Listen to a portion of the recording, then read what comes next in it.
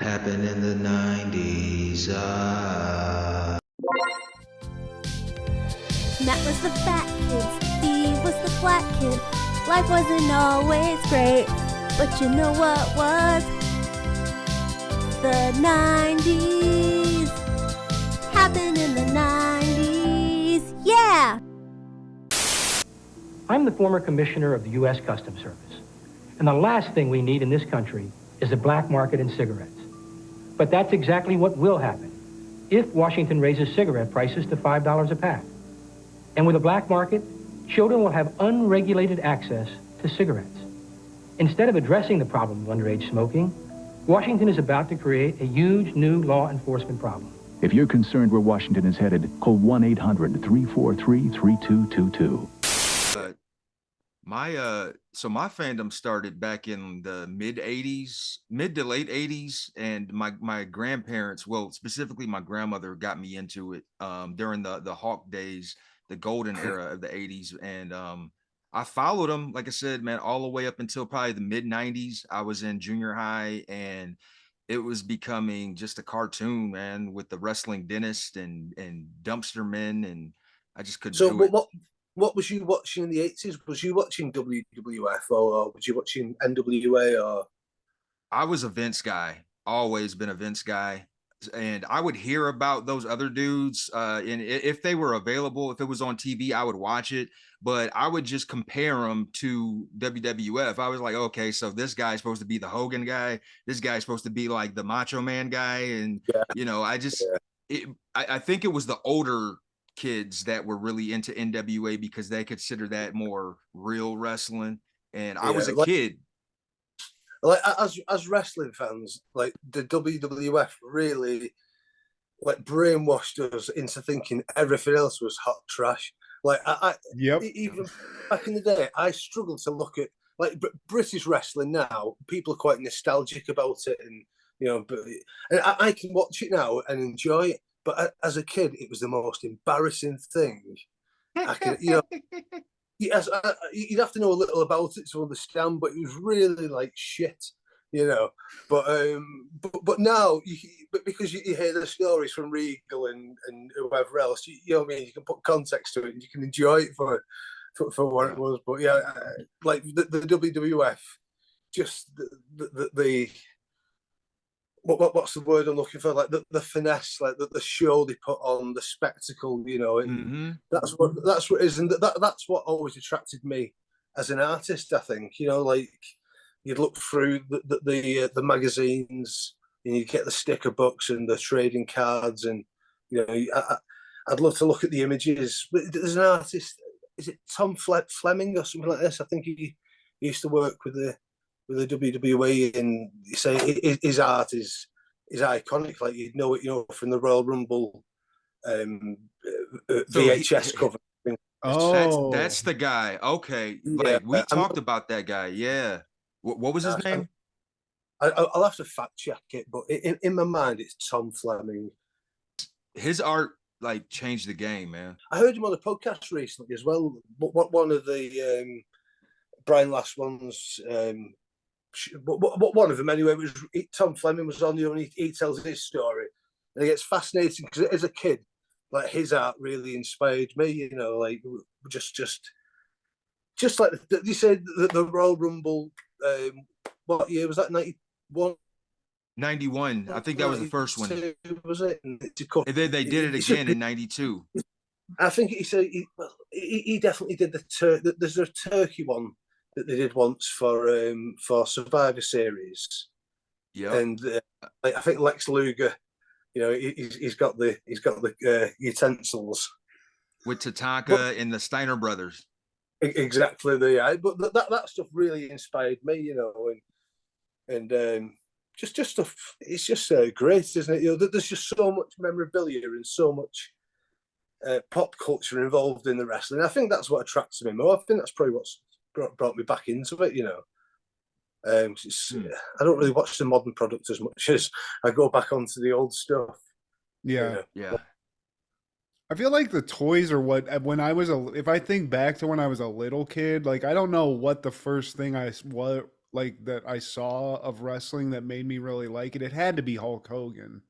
It just Yeah. had to be. But like those toys that were it's the WWF ones. It was like kind of caricatures, like they had a little bit of movement, like Hulk would, Yeah. They're great, grab weren't they? you.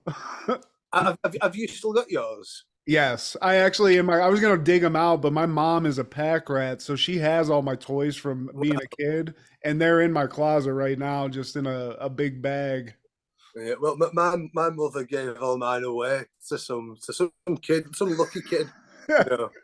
That does suck though. Yeah, there's a lot that I lost, but I will say WCW did have they had no movement. They were like hard plastic, but they were Yeah. really detailed, dude. I had a Flying Brian Pillman one that was just stuck in like this position with the tiger striped briefs on. Yeah, that's it. That I remember.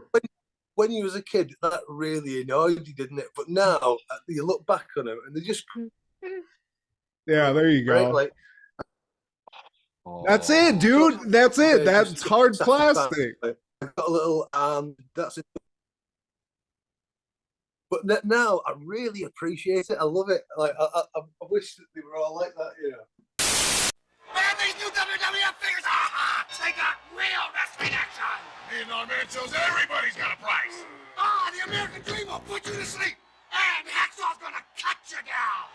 Ooh, he'll pay for that. I'll squash Hogan with my new McClure master. Man, Hulkster's gonna put the squeeze on you, and now you're taking the ultimate punishment. Let's get ready! Hulk on all of ya! New WWF figures so close to the real thing, it's like being in the ring.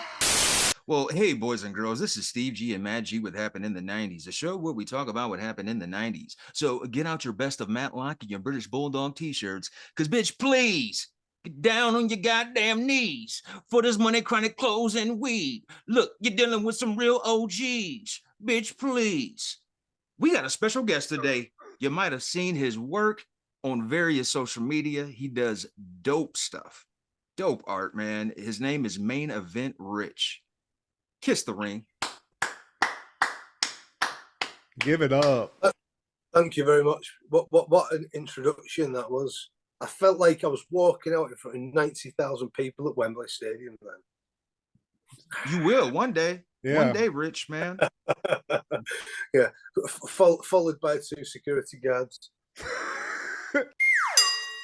Like Goldberg. Yeah, exactly. You're there, Main though. Event Rich. Main Event Rich. I was going to ask, what do you think of the name Main Event Rich? I think it's fire. Yeah, memorable, marketable. I love it. I like to hear this, but until very recently, I was illustration by Rich, which I heard myself mentioned on a podcast, and the person just butchered it. They couldn't read it, so I had a chat with my friend Jack, and we came up with Main Event Rich. But I'm happy to hear everything that you just said. Then, thank you very much. It's unfortunate that you had to dumb down your social media ID for the illiterate. Because I was following you. I was following you back in those days, and I do remember that. But Main Event Rich, it's smoother. It's easier on the palate. It's way, and it's not. You'll like illustrations by Rich. You're not going to remember that either. So you made the right call. It's definitely good. I like that. That's what I like to hear. Thank you very much. Plus, it's branded. You got all this wrestling content that you're putting out right now. I mean, I love that. It goes with the art, so it works. I've been pushing the brand. You know, I've been pushing the logo and so on. You know, just trying to get it out there. You say I want to get involved in as many projects as I can. Really, you know. Well, we're going to put your stuff on our details, like all your social media, your stores and everything. But everybody check this guy out. Check Rich's stuff out, because it's your Instagram's great, and your Etsy page. You're definitely like, I'm buying some of those Ric Flair shirts, dude. I love that stuff. That'd be great. Before we get into the festivities, give me your top 5 90s wrestlers. Well, Austin's my number one. Give me a hell yeah! I don't think you can have the 90s without Undertaker. Bret Hart again, but very easy choice. I don't think you could take a lot away from Ric Flair from how he kept himself relevant throughout the 90s, you know, and he kept himself at the top of WCW, didn't he, you know? And who my last one be? Probably The Rock. Would you say breakthrough and end of the 90s, or would you go Hogan? I can't do it without Hogan, can I? I gotta go Hogan. And I'm just gonna say Hogan because Hulk started off the decade. You know, he was still, you know, riding that shine from the 80s. But then once he went Hollywood, I feel like that was so relevant. It changed the whole shift of wrestling in general, man. Oh, it did. Like Hogan is the reason that everyone around the world knows what the WWF is or was, or WWE, whatever one you want to call it. You know, it's Hulk Hogan. Like you said, these days there's not many household names or recognizable faces out there. You know, you couldn't show somebody a picture of who's the top guy. You show a picture of Roman Reigns, a picture to a random person on the street. I don't think they did get it. You know, you show them Hulk Hogan. You're not into Roman.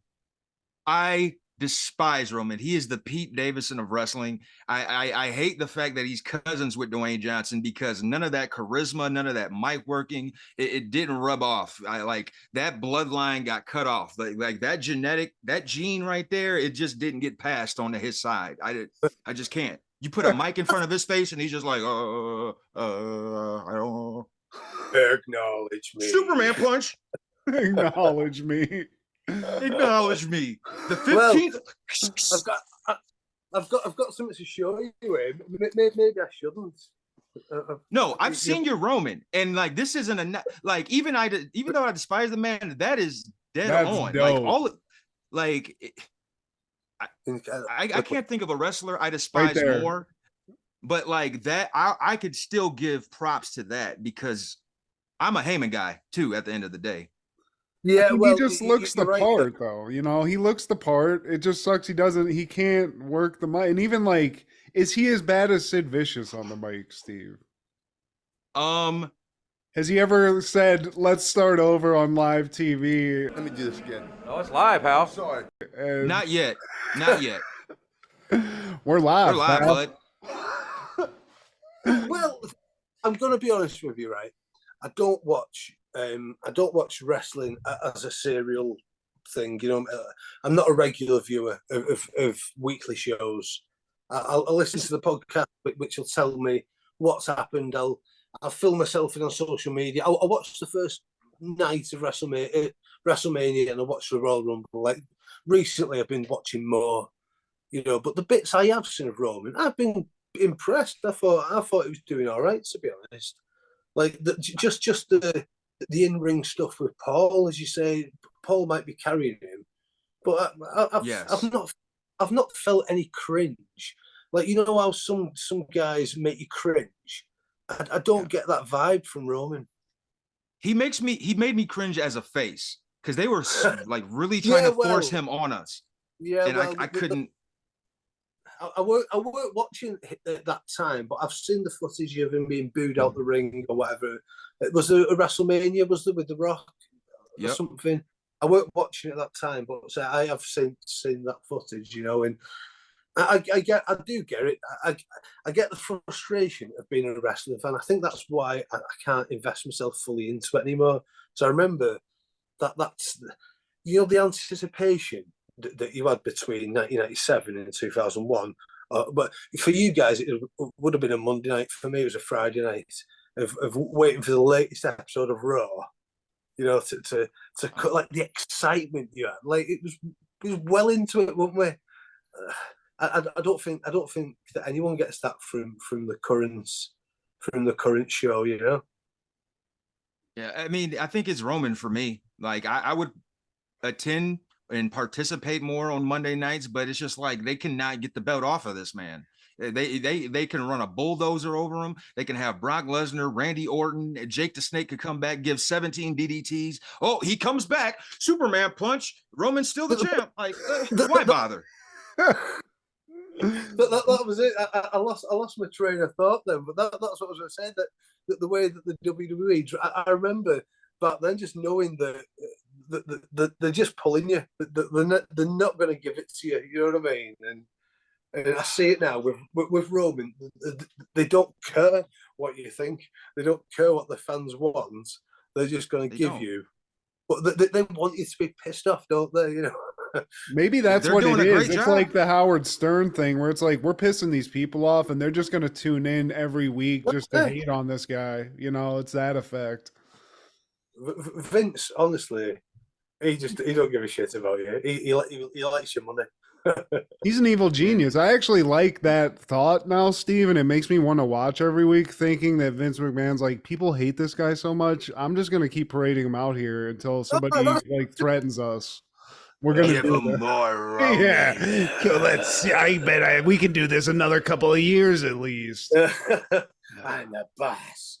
I mean, that guy, he's a guy, or it's either that or he's made so much money where he's just like, you know what, guys, you know, I don't want to go out and find another yoke, dude. We got this guy. Let's just rock.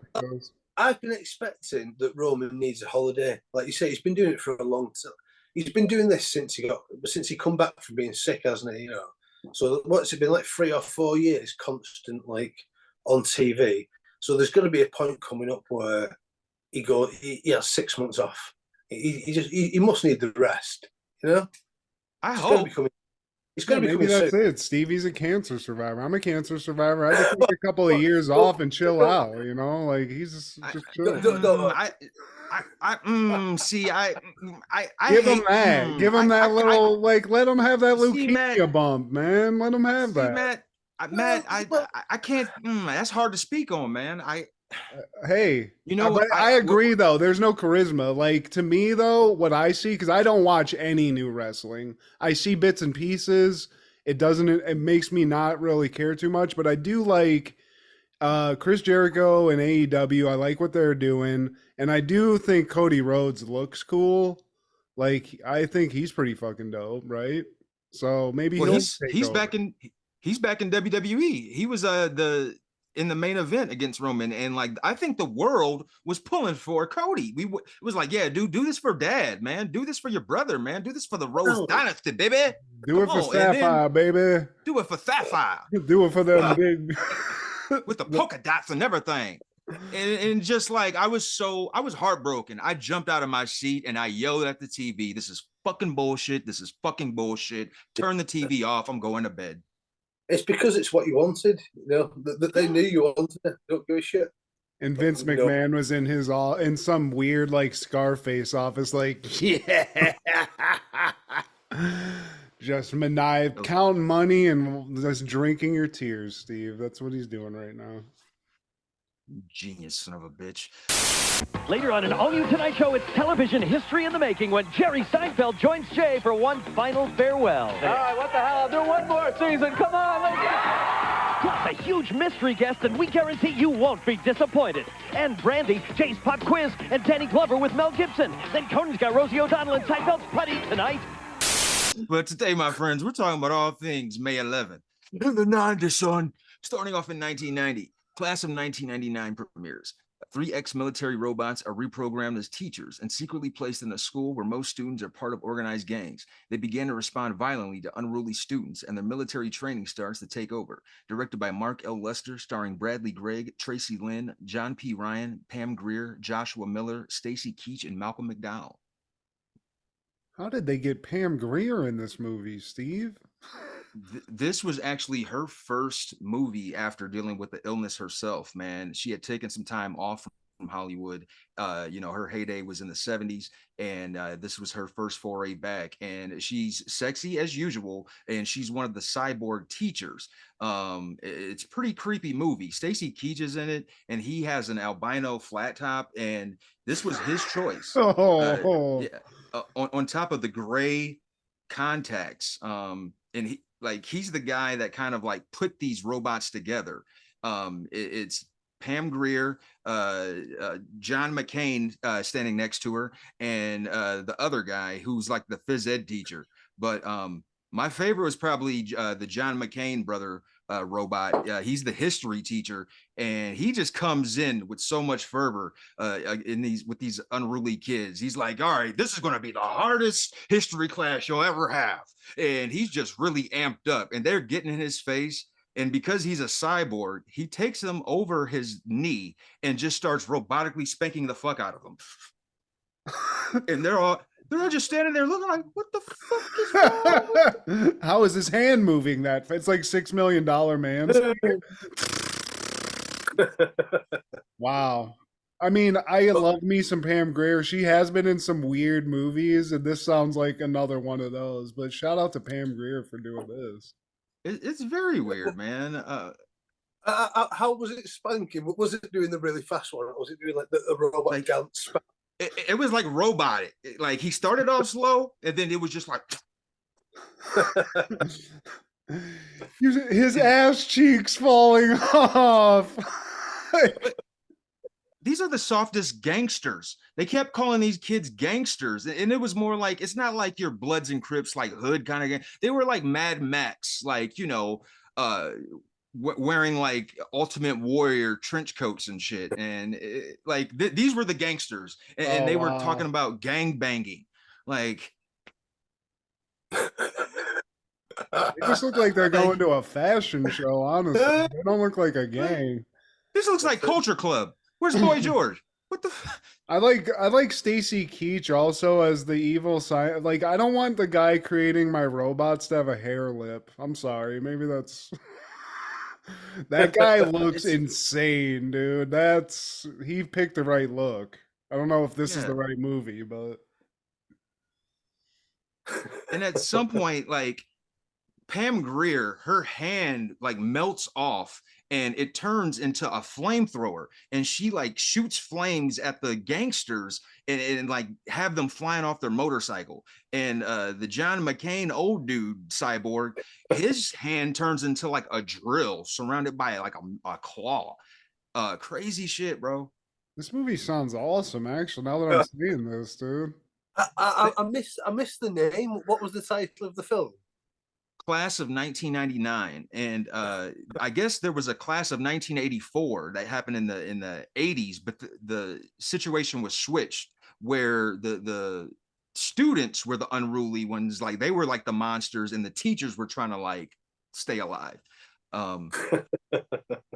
Straight. Wow, this is one of those like cocaine ideas that actually got made, but it sounds dope. You get to see some Pam Grier cyborg titty too. Look at her flashing for us, man. Oh wow! Look at them. Look.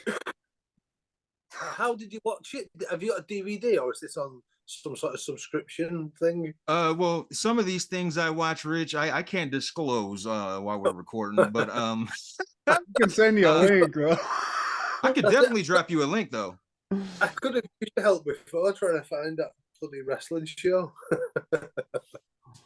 But also in 1990, Far Out Man premieres. An aging hippie sets out on a trip across America to find his family. Directed by Tommy Chong, starring Tommy Chong, C. Thomas Howell, Ray Don Chong, Shelby Chong, Paris Chong, Martin Mull, Judd Nelson, Michael Winslow, Cheech Marin, and Paul Bertel. Damn, the Chong family getting heavy paycheck. Nepotism much? That is what they call an all-who cast. I mean, Tommy's this one, I don't remember this one. There was a lot of weird Cheech and Chong movies, like that the one where they were like foppish, like they had like Victorian clothing on. Do you remember that one? The Corsican brothers. You remember that? That was like when they were getting, I don't know. That's kind of like older Cheech. It wasn't like a pot movie. They were just trying to do like weird comedy period pieces and stuff. So I don't know. This sounds like one of those almost. I never heard of this one. And as a pothead, I would have thought I would know of all Cheech and Chong movies, to be honest with you. I don't think they ever made it to the UK. You never heard of Cheech and Chong? I've heard of it. I remember being a kid and seeing like a taping in the video store in Blockbuster. Yeah. But I never watched it. So, but it sounds like there's loads of films. I thought it was just one. No, these guys Oh, were like these were sort of pioneer pot comedians. Like that's sort of how yeah, they got their start in the 70s over here. They were like a duo that they did like comedy albums, Steve, I believe, and they also yeah. they got hot off that and they did like a couple of movies, got Okay. big, and then they Are, did weird shit after that. are they still going? Are they still alive? Well, Working? they're both alive, but they kind of split up. Cheech Marin, he's more into serious acting. They're back. They're back together though. They're doing Yeah, shit together again. And Chong went to jail actually for a while. He did some time for What selling for? pot pipe for doing. He was selling weed and paraphernalia. It's a whole thing. We got weird laws here, Rich. But that's weird. Like I never even thought of that. So UK Cheech and Chong just wasn't. That's not a huge thing over there, I guess. I'm sure some people are going to be like, "Oh, this guy's a fucking idiot," but no. Like I've never seen it. I've heard of it. I know it as a pop culture reference. Yeah. Like, yeah. it's been on the Simpsons or whatever, but I didn't realize it was a series of films. I thought it was like one film. Oh no, they're No, prolific. They got a bunch. but Rich, At the I end, will say this, man. Don't watch this one. Watch the ones where it's Cheech and Chong. Like this one, this was like his first film where he directed it and starred in without his buddy. But yeah, Far Out Man. Yeah, stay out of Far Out Man. well, make sure you send me a list, or if people are watching, comment below of which films I should start with. That would be quite fun because Totally. I'll have to get a link off Steve. Still smoking. Do that one, Riz. Still smoking and nice dreams. You can Nice those Dreams. ones will do you right. You'll be fine And with up, that. up in smoke. They'll probably be available on like a Netflix, maybe. They're pretty like old and widely available. But Steve's got you covered, Rich. He's got you wink wink over here. Wink wink. Yeah. And like speaking of cult followings, like how big is Benny Hill? Because we talked about him recently, and like he is a hero to me.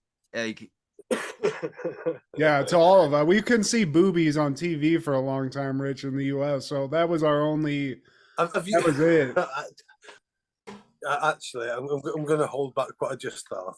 But Benny Hill. So if you ask anybody under 40 who Benny Hill was, you'd get a blank look. They'd ask you, does he play rugby? Does he play cricket? But anyway, we know him. We know him for the silly music and that. But honestly, it's not been on TV for at least 40 years. It's that should be forever. They don't have it in syndication anymore. Should have a museum to him in London someplace, just with boobies and people running. I think it's frowned upon. I'm pretty sure somebody's tried to say Benny Hill, did something inappropriate to him. I'm sure there's something going on. I forgot about that. We're there now. I listen to the Jim Cornette podcasts, and every now and then he'll have like a Benny Hill reference. It always pops me. So in America, is he on TV quite a lot? Is he still there? He used to be. Used to. But I didn't consider like where we are now as a society. Like, there's no way that would be reran in America, and like it makes sense that it's not reran anywhere. But so I'm glad it's not on TV now. It's just the internet. Just the internet, man. But like the memory will always be there. Always. What other British pop culture references have you got? Like Benny Hill. Have you got what else have you watched? Monty Python. Benny Hill's the first.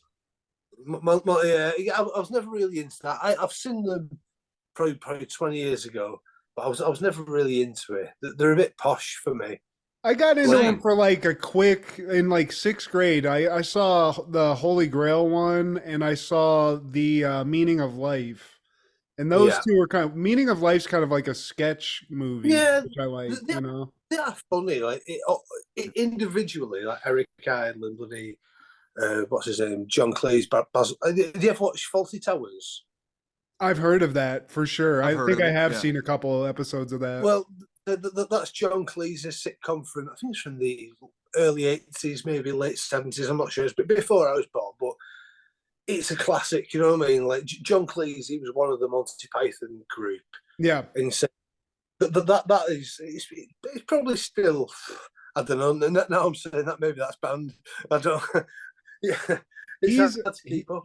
He kind of got, I mean, he's famous. All those dudes are famous. I remember John Cleese was doing a lot of like, I think he had like a one-man show that sort of got popular Yeah, too. He's sort of he does pop up like on American chat shows. I always see videos of him like Jimmy Kimmel or someone.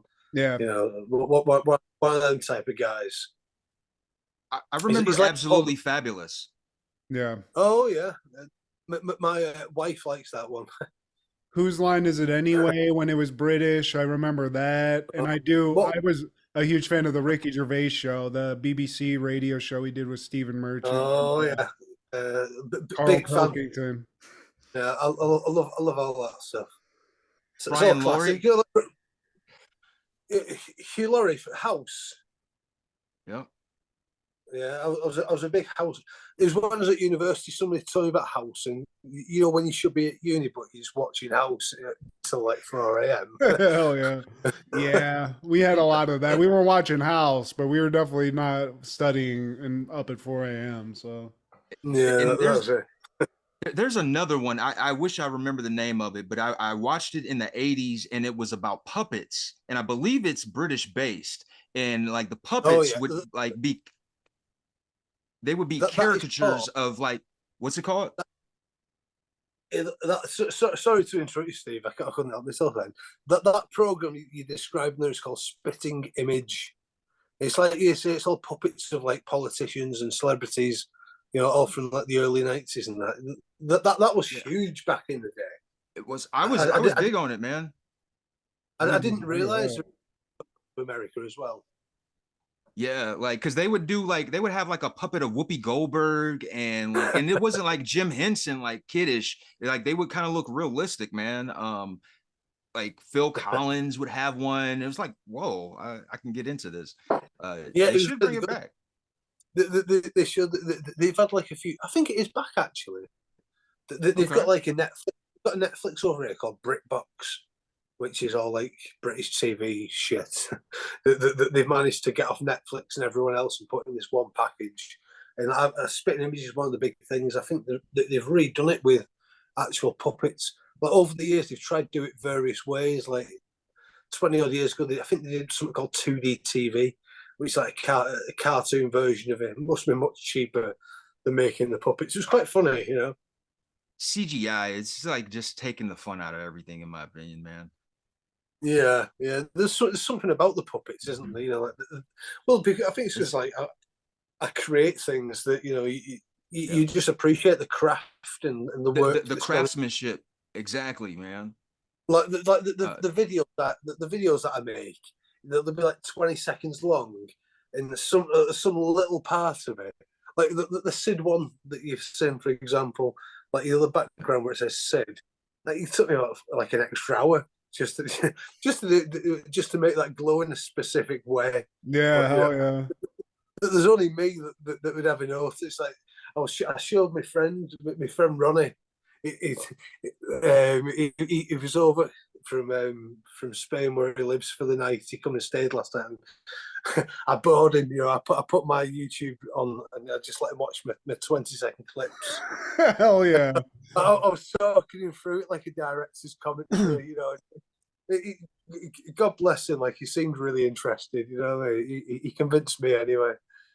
But sorry, that's a good friend, you know. I mean, I bore Steve with mine. I just created like an NWO themed video background for our show that we're actually going to use for this episode first. And every time I get one done, I'm like, Steve, check this out, man. Check it out. This is cool. Look at it. I'm Princess.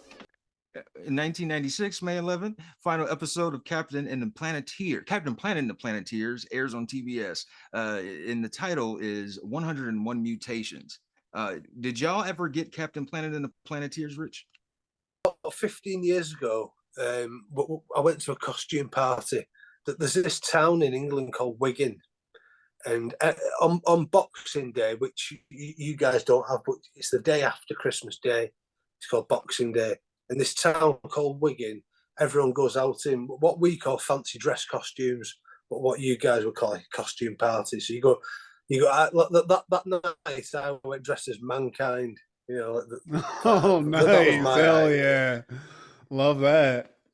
But my friend John went as Captain Planet, and he said, "I do have a photograph of this somewhere." And I didn't know who he was that night, and he was really disappointed in me that I didn't know who Captain Planet was. So he must have been here, but he didn't cross my path. Oh, it was huge for us. Yeah, it was educational. I thought he was a cool superhero. You know, he had a green flat top, and you know, I think he was like a blue guy, and like four teenagers would put their rings together: Earth, Wind, Fire, Heart. Was there a fifth one? Earth, Wind, Fire, Heart. No, I think you got Water. it, Steve. Water. Yeah, Water. sorry. Yeah, there were five, and they would put their rings together, and Captain Planet would just pop up. And he kept things pretty simple for the end for the villains. It was like, hey man, just don't litter. I won't beat your ass. Like I could totally like I Stop can take your spraying arms this off. sludge Yeah. on the ocean, and I won't fucking put my foot in your ass. Okay. And he basically just looked like glass. Like if you looked at Sting when he was like Surfer Sting with the blonde flat top, he looked like that if he was made of glass and had green hair. And that's probably about, you saw him, you saw your buddy. I bet your buddy probably looked pretty on point for it. So it was a weird one. He looked pretty good. He looked pretty good. Like you say, it was pretty obscure at the time. What year was Captain Planet popular? It started in 1990 or 91, and it ended in 96. I was like Turtles and Power Rangers, WWF. I'm kind of was the same though, because this one I was like, he's like, they're trying to give me a message. I just wanted like Ninja Turtles whooping some ass. I don't need to be told not to litter, Yeah, I just left got school. it. I ain't trying, Okay. I'm not trying to have another. It's no wonder I've never heard of it. It sounds shit. You'll be knee deep in the shit. Like at this point, they were running out of ideas because it's called 101 Mutations. It's a playoff of 101 Dalmatians. This is one of the still shots. I find it hilarious. It's supposed to be sad, but it's fucking hilarious. And they have their version of Cruella de Vil, and her plan is to get all of these puppies and just have them get fucked up and mutated. It's just like y'all running out of ideas, man. I mean, this is the last episode, but Steve, I mean, he didn't win. Captain Planet, he fucked up. I mean, the Earth's just screwed up now. So what's going on? Did he take a couple of decades off, or what's going on here? Well, they beat the Cruella de Vil lady, and they eventually saved the puppies. But as you can see, some of them were sacrificed. Yeah, Yeah. Captain Planet's walking around in a mutated dog fur someplace. He's like, we got to do something with these things. Not let that fur go to waste. It's supposed to be sad, man, but when I saw this, I spit up my water. And in 1996, that same day, A Matter of Respect is airing on ECW. It's one of their special supercard events.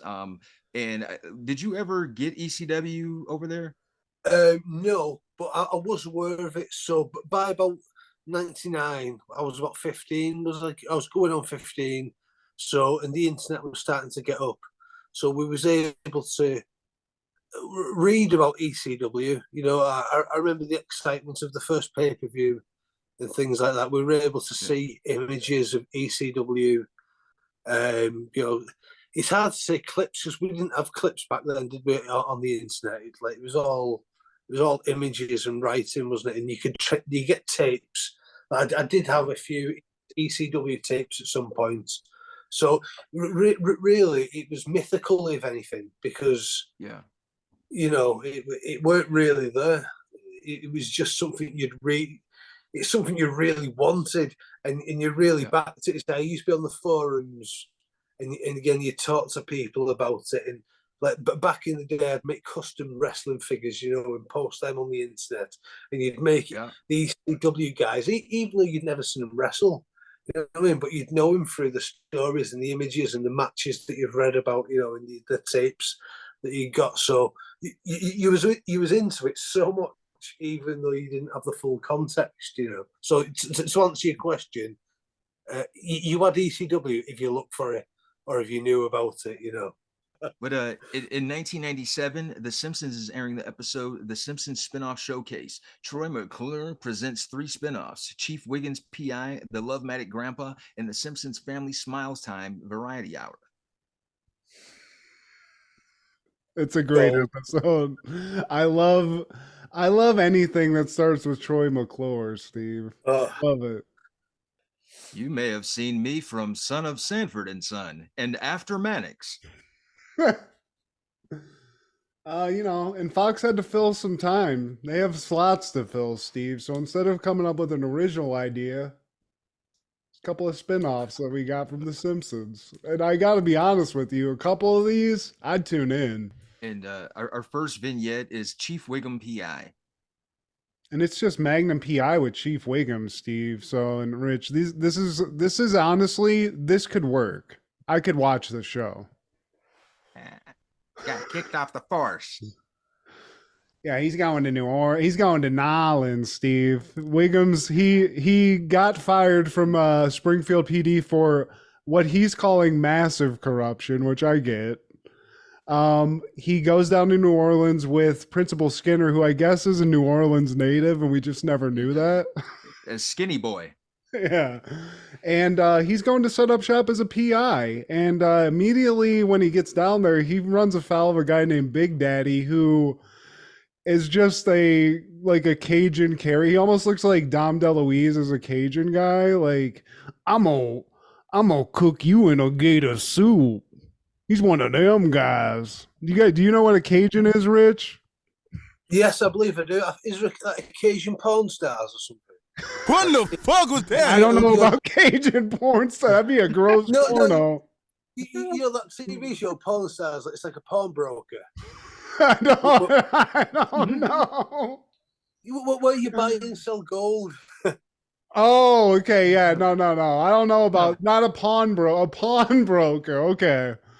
Language barrier. It's the same pronunciation from St. Helens.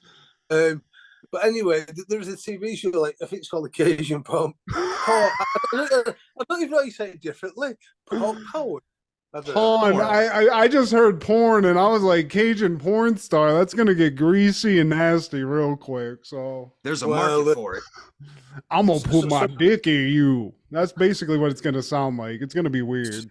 Some alligator like that. Yeah. Oh God. But yeah, but anyway, it exists. I can't believe you didn't know. It's American, obviously. Well, I didn't hear that, but in this Cajun gangster named Big Daddy, I love this, Steve. He puts a gator in Chief Wiggum's houseboat as like a warning, but it's a warning. And I'm like, how is a warning? And they answer it immediately. There's like corks on its teeth. That's how he sends his messages, and I love that. Yeah, and Skinner comes in and bare knuckles the fuck out of it. This Wiggum PI guy, his son got kidnapped, Ralph, man, by Big Daddy. And, you know, there's Mardi Gras going on outside of his office, and he's got Skinny Boy, Principal Skinner, as his sidekick. So he's trying to track down his boy because he has to leave town immediately. Yeah, and he gets a call, sort of like a ransom call from Big Daddy. He hears Mardi Gras happening, and Big Daddy's not much of a criminal, Steve, because he's literally right outside of Wiggum's house or office. I don't know. He's right there. Even Wiggum's big ass can just run out and find this guy. And I do love we get a fat foot chase in this episode, and I love that. The mechanics of two fat people running away from each other, it's just great. And they have to hop on a speedboat to track him down, and they eventually catch up with Big Daddy. And what was hilarious was once he's caught, he just throws Ralph at him. Just like they're saying on the bayou, he just jumps out of the window. Yeah, dude. Yeah. And he just gets away. And because, Steve, this is just the first episode of many of Wiggum PI. So basically the idea is like Big Daddy's just out and he's going to come back. And there's going to be more adventures with this character. We will never see that show. But again, this episode or this little vignette, I would watch a series based on this. I'd watch this. Daddy, I want to grow up. I want to be just like you. Better start eating, kid. Yeah. Then we get to the next vignette, and this is like more of like a Black Mirror type thing that I feel like is kind of creepy. It's called the Love-Matic Grandpa. Mo Sizlak centric, which I do love. And Mo's, we've never really seen him lucky in love. He's not a very charming person at all. And this episode helps him find love and also puts the soul of a dead Grandpa Simpson in a machine, like a love machine, which is very bizarre and very scary. I feel like I don't like that. And the jukebox at his bars just starts talking to him and telling him about his love life, like Matt said. And he's like, I don't need your help. I wrote the book on love. And he's like, all quiet on the Western Front. Yeah.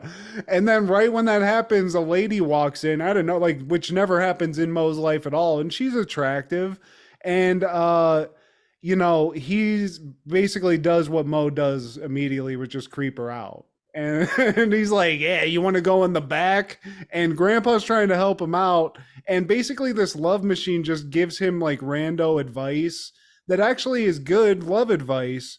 But Mo sort of, as this keeps going, he gets a date with this hottie, takes her out, but then he has to like lug a machine to this restaurant, like hide it in a bathroom so he can he can consult it for romantic advice.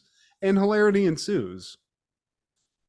And he gives him some more advice, like, all right, before you step out, you know what to say, right? Sunshine pretty, ain't flowers stupid. Gotcha. I don't remember how this one ends though, Steve, because he goes on the date. He uses the grandpa in this machine, and then I feel like he just like fesses up and tells the girl that this happens, and then it just kind of ends. It just it fizzles out. Yeah. Thanks, Grandpa. It's a weird one. Introduce me to that cute little payphone out front. Doesn't the machine get it like, oh, that's what it was. Like, as it's in the bathroom, those like the bad kids beat the shit out of the machine and like almost kill Grandpa too. I love that. He called me gay. And then the last part of this vignette is just a sort of laugh-in style take on this. Yeah, like one of those like variety show hours from the 70s. And this is called the Simpson Family Smile Time Variety Hour. And it even has a nod at the Lisa replacement, because when the Brady Bunch did their variety hour, Jan Brady, the person who played her, Eve Plum, she sat out on this, I guess because she just didn't see the value in it. And she's Eve Plum. But Tim Conway, he's a Bowling Green State alumni. Go Ohio, man. He pops up and makes an appearance. And like you said, they do a variety hour where they're doing various skits. And one of them, the family is a beaver. They're beavers. And Tim Conway, he's a skunk. Bart, he comes in and he's like, can someone close the damn door? What? That's where we live. Yeah, and another one. Also, Tim Conway, was he the guy? Was he Dorf, the golf? He was Dorf, and he was in the Carol Burnett show. Okay, yeah, I think that my dad liked Tim Conway, big name from the. And I did like these laugh-in shows. They all had this very distinct style of these like weird 70s U.S. variety shows where they'd like cut away to that, just like a random like shit. Yeah. Another one of my favorite characters. Yeah, what's that guy's name again? I don't know, but he's always hilarious. Old man. He's just old man. Rich, did you know, like, was there like laugh-in stuff? Like, we had these 70s variety shows. Did you guys have that in the UK? I mean, this is before all of our times, obviously, but well, we said before my time, but I know about them. Yeah, they did have variety shows. But probably not the American stuff. The main reason we've seen the American stuff probably is from like the footage of the Beatles, when they did like Ed Sullivan and things like that. That's our knowledge of that level of pop culture. You know, we never got raw. Like, for example, James Corden. I know Yeah, he's just finished on it. Like, we've had all that shit. Like, yeah. that's been available if you've wanted to watch that. But before that, you'd never get it. I think Craig Ferguson used to be on like really late night, like somewhere you could find him on Sky.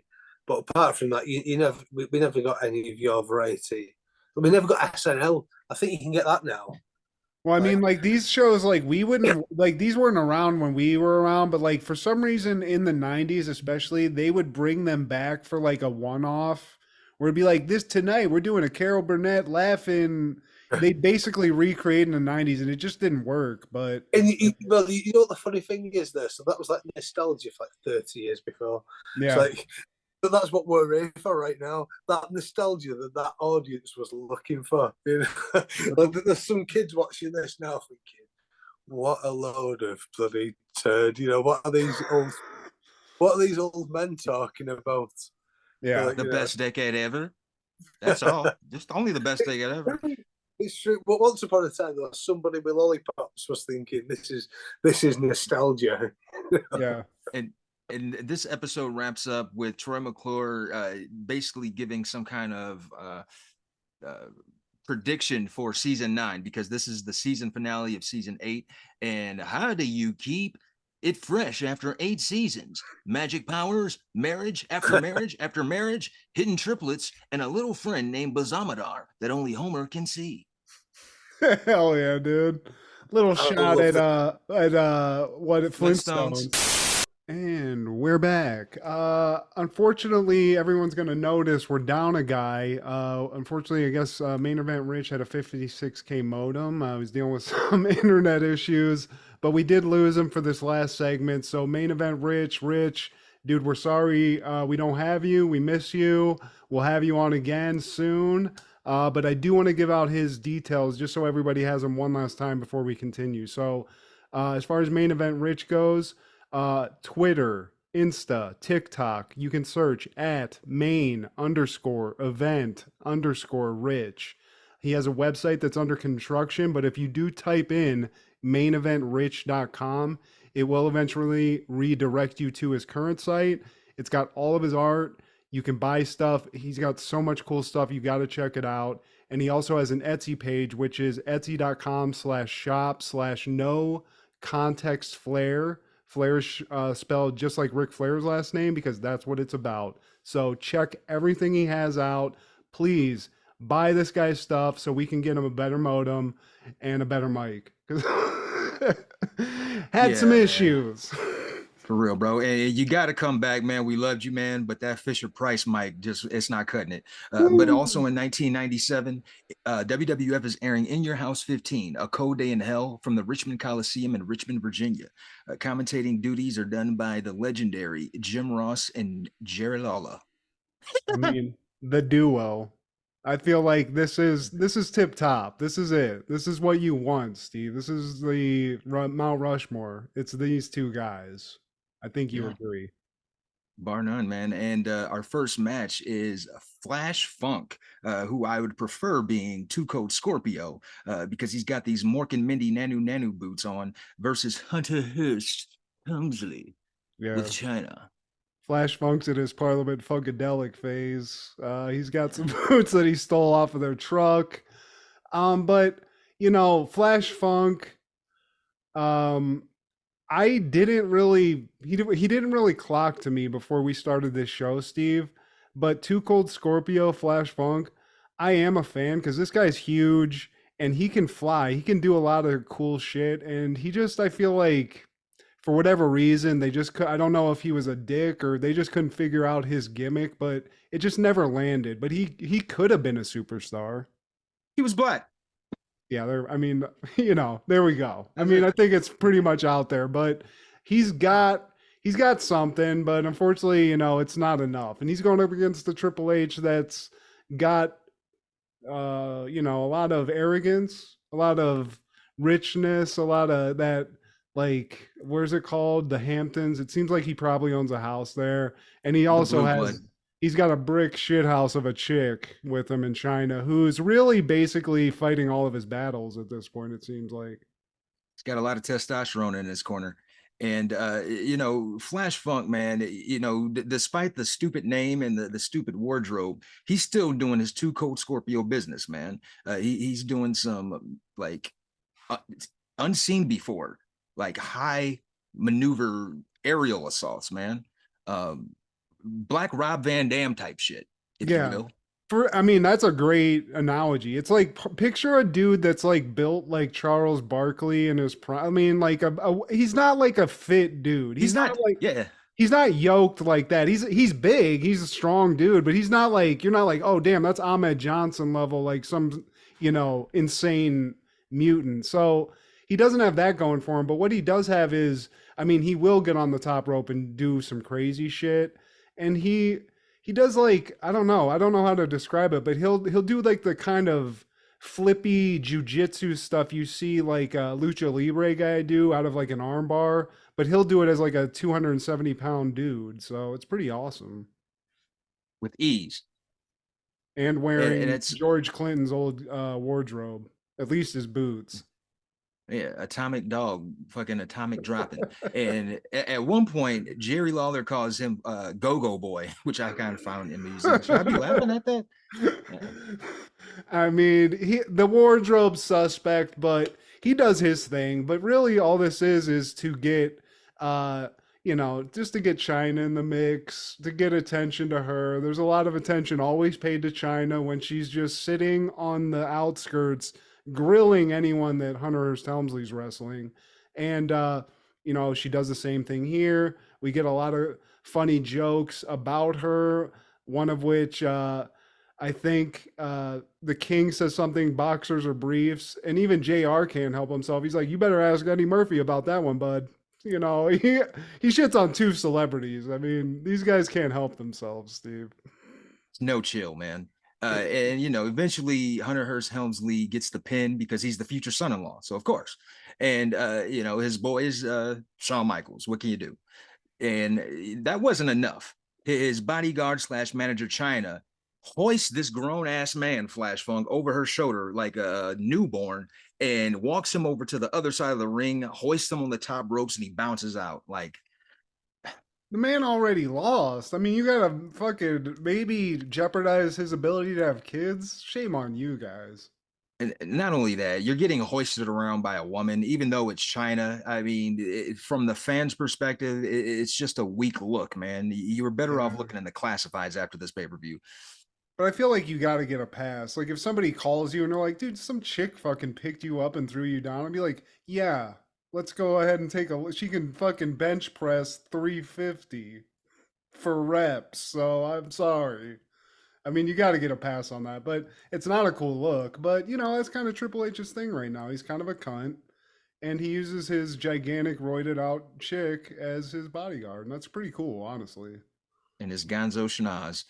Still love you, though, Paul Levesque. In the next match, Mankind versus Rocky Maivia. And Rocky is being interviewed by Todd Pettengill, and you can tell he's got the jitters. He's not quite The Rock yet.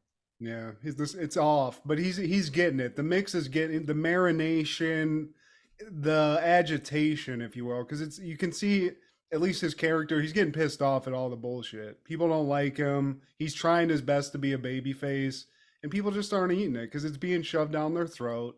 But it'll get there. We're so close to him turning. I feel like how close are we, Steve? In years? Is it months? We're about half a year, I want to say. This is 97. So I want to say by the end of the year, maybe he's in the Nation of Domination.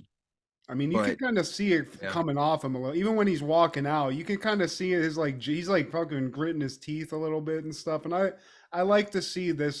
It's cool to see The Rock not the mega superstar that never fucks up. I'm sick of the Rock we have now. I like this. I like to see him on the come up still. It's cool. The come up story is always good, especially when you know like the end result. Yeah, and the end result. What an end result! But here, he's coming out. He's got to fight Mankind. a man nobody wants to fight because he's in the corner shaking around like he's fucking got, he's losing his shit because he has lost his shit. A lot of CTE. Um, and I like this is a relationship. I was kind of thinking back on this. These guys were just going back and forth and sort of going off of each other for a long time. Like they became sort of intertwined for quite a while, if I remember right. Yeah, I mean, you can't talk about one story without talking about the other. And luckily, I mean, what a good opponent to have at the start of your career. Mick Foley, he's a seasoned vet, he's a true professional, and he puts on a hell of a good match, man. At some point, Mankind even throws himself off the apron into Rocky like a fucking somersault cannonball, Yeah. and that's a lot of weight to throw around, man. I mean, he does not give any shits about his own body. He takes I mean, I think we talked about this previously, but like he gets a rock bottom. We see a rock bottom, but I don't think a rock bottom is a rock bottom at this point, but we see it. And he takes At that this, shit on the fucking entrance, like the steel grate. I mean, there's no forgiveness there. There's no mat. There's nothing. and at some point he does a flying crossbody, The Rock, and Mick Foley, Mankind, he rolls that over into a mandible claw. And his thing was always whenever he put the mandible claw into a person, and they'll never raise their hand because they're just unconscious. And that's what happens to Rocky Maivia. He helps you be bulimic. And this is the start of Rock's bulimia, Steve. And I think if we track it, he actually started losing weight at this time. And maybe this is why, because Mankind showed him how to have an eating disorder. Now we can all Dude, smell what The Rock can is I cooking. just say though, like, I do not, even as a wrestler, I know it's fake or whatever we want to say, but like, I don't want I don't want him specifically putting his fingers in my mouth. I don't know if he is. I'm assuming he is, but please, dude, I can't. I don't want that. Especially if you been spending time in ECW. Any of those motherfuckers, like I don't want any wrestler putting their hand in my mouth, but like, man, out of any of them, those motherfuckers, nah. Yeah, you and Terry Funk are bleeding all over each other. Get that shit. Oh, that's like a nuclear bomb on your hand. I don't know, like it's not an STD, but there's some kind of like Wuhan shit going on that we couldn't. You can't survive that, Steve. Only a guy like Mankind who's unkillable can. So that's his secret power, honestly. And Blue Meanie, he looks like he's into some devious shit himself. But Nation of Domination, that's the next match with PG-13 versus Ahmed Johnson. Yeah, I mean, and I gotta say, I'm starting to become a believer in PG-13, Steve. I don't like white rap. I didn't like PG-13 for quite some time, but to be honest with you, I just feel like it's just fun. Like I feel like Farouk's having fun. It is what it is. I like it. They come out. This is a dumbass match for a lot of reasons. The Nation of Domination are either faking injuries or all lame, pulling up lame in some way, except Crush, who I still don't really get why he's even in this, but he's there. They got to pull him in. And Strength in numbers, man. And they're going to, they each singularly Crush, Savio Vega, and eventually Farouk will fight Ahmed Johnson. He has to beat each of them one at a time until he gets to Farouk. And really what this match is, beyond anything else, Steve, is the countdown to when Ahmed Johnson's ass cheek is going to fall out. Because, it's a matter of time. It's, salt, pepper, wrestling Ahmed Johnson wrestling, his ass cheeks out. You can't help it. And I just feel like somebody needed to tell him. Show me those cheeks. How many years into this man's career are we? And he's got the same thing, and nobody's taking him aside and been like, yo, dude, like, your butt is sticking out. You trying to make this happen? Yeah, he never pulled himself to the side. He's a grown-ass man. I'm sure there were several options. WWF is a profitable company. Like, I'm sure he had another completely different wardrobe he could have picked. I mean, it's 3% more fabric. That's all we got to do. That's the change. And maybe he wasn't watching his own tape, Steve. Maybe that's why he's wrestling so fucking stiff. Yeah, I mean, we get it, bro. You're yoked. So is British Bulldog. He wears long tights. And Gorilla Monsoon, we failed to mention this at the beginning of the match. Gorilla Monsoon made sure all Nation of Domination were away from ringside while Ahmed is wrestling the current person or whatever. Yeah. So that nobody can interfere. Yeah, so Farouk and everybody other than the people wrestling are watching from the top of the ramp, and Farouk's like this kind of like yoked Shang Tsung type Mortal Kombat dude, where he's just sitting there like, yeah, judging it until he has to come down and whoop some ass, which I do kind of like. Like that's pretty awesome. If you're the big bad boss, dude, that's pretty dope. Like some final boss shit. And Crush is his first opponent, and Crush tries to give him that weak ass heart punch. Was a old 60s finishing move. It's the 90s. Y'all couldn't think of anything else. But Ahmed Johnson reverses that and gives him like a reverse mule kick. That's the most athletic move I've ever seen Ahmed Johnson do. And he gets the pin, crushes out. In comes Savio Vega, who's hobbling to the ring, faking this. I don't know if it's fake. Yeah. We don't It know. seems like it because they pointed out, and then they're like, "Well, he ain't limping no more, and he's whooping a lot of ass." Steve, I mean, honestly, Savio Vega is putting it to him, and to be honest with you, I don't remember Savio Vega being tough. I don't really remember clocking him as one of my favorite Nation of Domination people, but he's whooping that ass, Steve, and I appreciate that. Only for so long, because once Ahmed Johnson goes on the offensive, Savio just says, "Fuck this shit. I'm gonna take a chair and just beat the fuck out of you and get you prepared for Farouk and disqualify myself." Yeah. Wow. I gotta go get. I got a reservation in about 30 minutes. I need this shit to go. So he does. He DQs himself, but he does. He tenderizes the meat for Farouk to come in, Steve, because Pause. he's. But yeah, I mean that didn't come out right. But Farouk comes down. You know, he's bodied up, but he does. I mean, I think he has like an arm sling on because Yeah. he's got a little tinnitus or some tennis elbow or something. But again, the injury goes out the way because he steps in and starts whooping that ass, and he's even like sitting there like, hey, working the kinks out. But Farouk, probably the meanest face of anybody. I mean, it's like the face of a teacher who you're about to get a detention from constantly. Oh man, with the receding fro, like that's throwback black man strength. Like that's the only strength you see like that is George Foreman when he had the fro, and that's like strength that I could knock out an oak tree.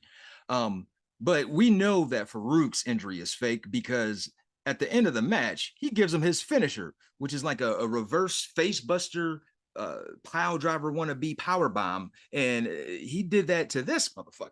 Like Yeah. motherfucker to play for the Cowboys. I mean, the dude, it's just crazy that, I mean, it's one of those things where don't judge a book by his cover. Because looking at Ahmed Johnson, you'd be like, oh, he's one of the greatest wrestlers of all time, clearly, right? No, not the case. Not the case at all. So many factors. Great. I mean, bring Al Pacino in, you're going to Great ass! because this thing's out constantly. But other than that, other than being maybe one of the greatest male strippers of all time, potentially, because he's definitely ready for that job. Might be a little stiff, but still, not a great match. But as always, Farouk, I love me some Farouk. I love me some Nation of Domination, and they're bodying up. Hopefully, they get rid of Crush soon. Hopefully, this is the last time we talk about Crush being in the Nation. I'm sick of it. Yeah, pretty soon, Crush and Savio Vega will see the exit, and they'll start their own stables, the DOA, Disciples of Apocalypse, and the Los Proequas. And then I think there's another in your house where it's called Gang Warfare, or maybe that's the Survivor Series, Gang Warfare. Damn, Steve, the Encyclopedia of Wrestling. But the next match is Vader versus the most dangerous man in the world, Ken Shamrock. Yeah. I mean, here's another one. Look at Shamrock. But I gotta say, dude, honestly, I was about to take the piss out of Ken Shamrock a little bit, but he was never my favorite wrestler. But the dude's a legit badass, like legend. He can whoop some ass. And he doesn't do a bad job in this, like they're just kind of the gimmick is he's coming from the UFC. He's a real fighter that's coming in, and the wrestlers aren't happy, Steve, because this guy ain't tough. You can get in a fight. Like it's that vibe. Like Vader's like, I'm gonna teach you what it's like to be in fuck this UFC bullshit. Cause the UFC at this point is like, it's like watching prison fights on tape. Like it's basically the equivalent of that. UFC, they're still in their infant stages. And when it comes to somebody doing a legitimate fighting association going into the wrestling world, that's always the energy. Even when Mr. T, when he, joined WWF, Piper just had this thing like, dude, you're a fake. You don't know nothing about this business. And like, they basically held that grudge all the way until Piper's death. The same thing with Tyson and Stone Cold. You might think you're the baddest man in the land, but this right here is my arena, pal. Hell yeah, dude. And that's awesome energy though. And it's made for good ass fucking wrestling matches and makes for good for this because it's immediate heat. They There's protect nothing the else business. needed. Vader's like, look, dude, I'm Vader. Like you ain't fuck this UFC bull. I ain't some jujitsu master. I'm about to fucking punch you in the fucking face. So I love it. But I wouldn't want to be coming in first match in the WWF and I gotta fight Vader. That's not fun. That's not cool. Come on, Vince. And you're talking about two stiffs. Even though Vader was seasoned, he went overseas. He did have a reputation from giving like actual legit hits from time to time. Yeah. It looks like that's probably the case here. And Vader, he can take a gut shot. He's got plenty of gut to punch. So he's taking some hits. And Shamrock, the guy's fucking bodied up. I don't know what kind of steroids this guy was able to take at this point, but he lifts Vader like it's a 25-pound kettlebell. Like it's just nothing to this guy, which is pretty fucking cool. It's impressive. He's been studying some Taz matches, man, because I lost track of how many belly to back and back to belly suplexes. And I get it. This is his first pay-per-view match, but damn, man, you got to add some diversity to that move list because you can't keep kicking legs and expect the fans to get behind you. Yeah, and that's his thing. That's his stuff. They're like, he's a UFC fighter. He's using UFC moves, and I get that. But you're right. Like, I think eventually he gets a few more things under his belt. But I never was. Maybe it was that same attitude we were talking about. It was like, man, this guy ain't a real wrestler. I don't want to watch this at the time. But it's cool to see. It's cool to see a guy try to do that shit, especially somebody as prolific as him. And I don't know if we mentioned this, but this match is what's called a no holds barred match. So right. You can only knock somebody out or submit them. You can't get a pin. So that's a thing. Vader gets a bloody nose, which I'm sure pisses him off a little bit. I think he gave a couple extra stiff hits, but this is a match to get us to Stone Cold, Steve. That's what we want. And that's probably why they pit Vader against Shamrock, because he was so green and chances are he's probably going to give a stiff hit. He's so used to being in the octagon, and Vader could take it. I mean, he's had whole matches where his eye was popping out the socket. I'm a big boy. Literally. This guy's dead inside. Just throw him. It's fine. Like some guys like hitting Vader in the face. It's like this guy can taste fine, dude. It's cool. Like a slab of meat. Yeah, man. Like Rocky hitting a fucking slab. And something I wanted to clock was Jerry Lawler during this match. He said that his dad or whoever said Ken Shamrock should have been born in gladiator times. And I agree, because it would mean he'd be dead by now. Fucking savage, bro.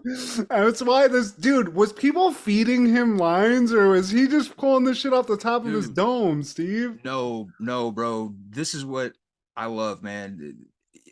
All the lines that we hear from the people that we love, man, it's off the top. I love man. That. It's good. That must, like, if you don't, you should respect that people so much more if you watch these, because I'm laughing more than I do at stand-up comedy sometimes with the shit that they say, and it's like throwaway shit. They'll be doing their job, and then Jerry the King Lawler will say that, like, that shit about China or whatever, and they'll go, it's like, how are you guys just planning this shit? And they aren't. That's crazy. And Jerry Lawler and JR, they're both wordsmiths, man. Sense of humor, even going back to the Andy Kaufman days.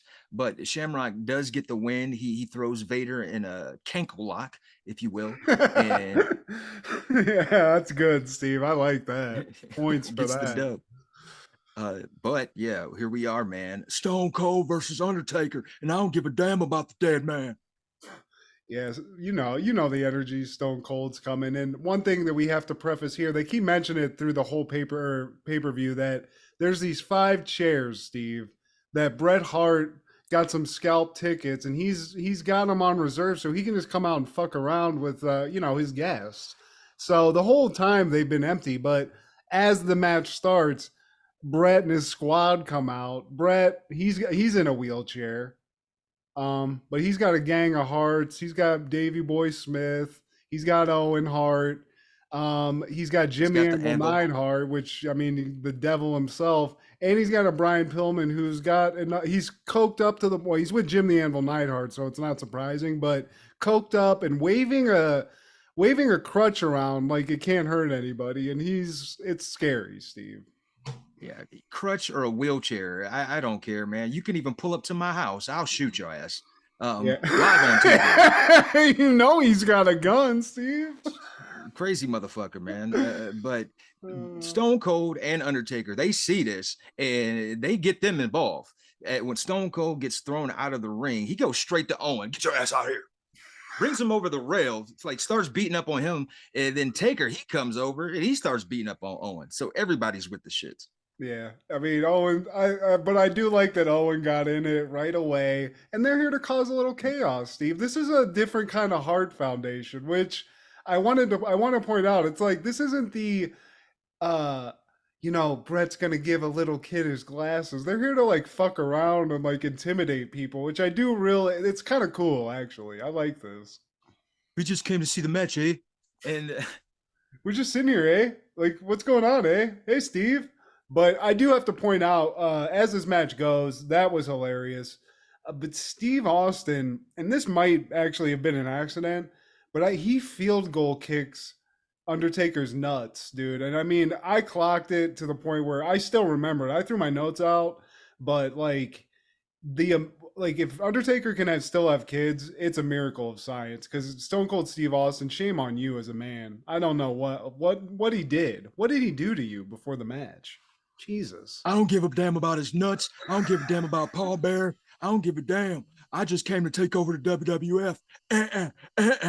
And he actually hits the stunner on Taker. And before he even gets a chance to pin, Brian Pillman takes the bell and just gives the ding. Everybody's just like, what the fuck? It just stops. I love the power of the wrestling bell, Steve. It could stop time, basically, because you're right. We're at full throttle. Ding, ding. And everyone's like, yo, what the fuck, dude? Because he gets caught. He's like sitting there with the bell and the hammer, and he's like, what? Wait, what? I'm just hanging. What I do? What I say? I'm just here to see, some wrestling matches. I didn't know it would be that effective. It's hilarious. It's effective as comedy, and it's effective because it completely fucks up the match. Like it doesn't end. Stone Cold doesn't win, and it gives Undertaker the opportunity to come back.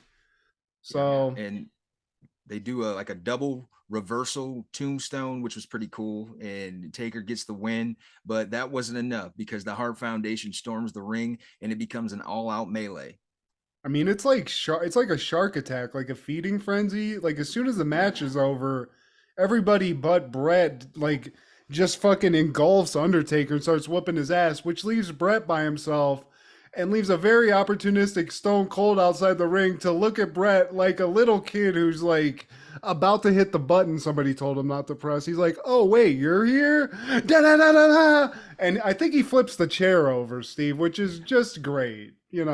Fuck it. That's cute. You got your little wheelchair over there. Doesn't match your pink and black boots. Get the fuck out of here. You're faking the injury, Brett. Fucking make those little fucking pussy-ass legs work, you little bitch. And we love this attitude, man. It was so unfamiliar. I don't think we had seen it before in WWF. He was supposed to be a bad guy, but at this point, we didn't give a fuck. This guy, he knows that he should have got that belt. He looks at Taker. He's like, you know what? I know we just tag team to beat up the Hart Foundation, but you know what? You can catch a stunner too. Bah! Bye. I'll see you again, you little son of a bitch. And that's how we end this, man. The Attitude Era, we go. And maybe,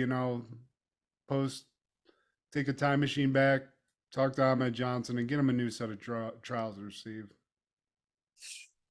I don't know what the butterfly effect would be from that, but I just really think that somebody dropped the ball there. So shame on them. Hey, man, hindsight is 2020. I don't know how that applies to an ass cheek, but yep, you're right. The side of a hind. I don't know, but because of this condensed episode, and if you made it this far, you rock. Thank you. And we have any callbacks, honorable mentions, or switcheroo, sir? Nope, just calling back to Main Event Rich, dude. We loved having you, loved having him. He's a great guest, fucking awesome artist. So just please go check him out. His details are going to be in our details on this video, and we'll have him again soon. But it was fun, man. What a great guest. Yeah, man. But dude, you got to upgrade that mic and get up out of that heart dungeon or wherever you were recording, man, because we got to have you back, man, because we like you that much. We like you that. I mean, it's coming from a good place, Rich. It's an open invite with a little constructive criticism on the side. It is what it is, but we love. It's all out of love. Yeah, man. But we got a show to run at the same time. But like in 1990, I don't know, 93, they have a two-parter in Full House. The house meets the mouse, and the family goes to Disney World or Disneyland. I don't know. They went to one of those. I think it's the Disney. World. They go to the big bad boys, so I think they go to Orlando. Yeah, and this basically sets up their season finale. And Stephanie, she's jealous of Michelle because she's being the princess of the Disney kingdom, and she basically stole her spot. It was something like she was in front of her in line, and she got lucky, and she became princess. And just Stephanie has the middle child syndrome, and I think she ran away or some shit. I already forgot.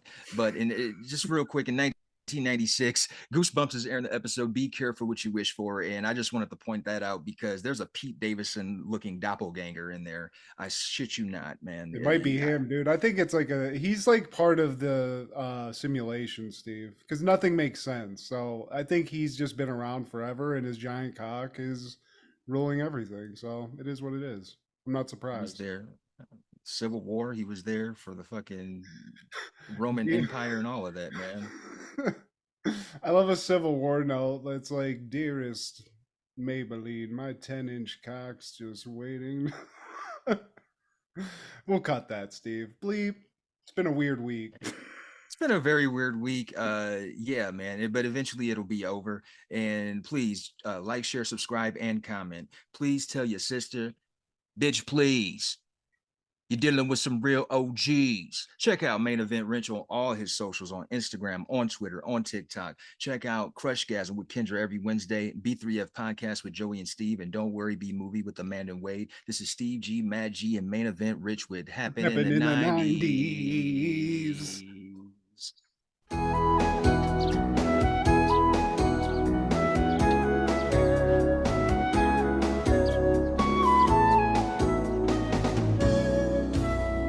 What the fuck was that?